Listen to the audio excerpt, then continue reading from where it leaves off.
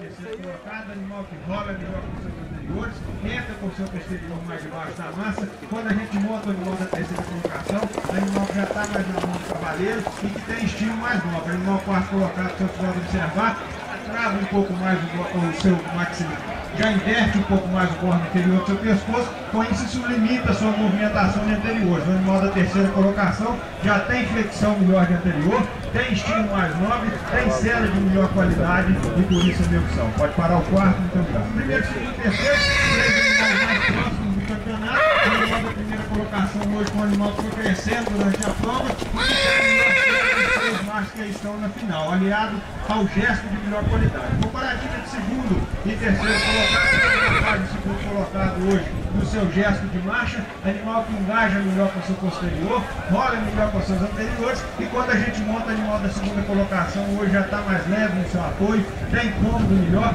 tem temperamento de celo melhor. Então ganha na amplitude da passada, ganha no uso da articulação e na qualidade de celo, por isso a minha opção. Pode falar o terceiro, primeiro, segundo, os dois animais mais próximos do campeonato, aqui como eu disse, o animal que cresceu durante a prova. O animal começou um pouco mais informado e já veio se mantendo, se estabilizando.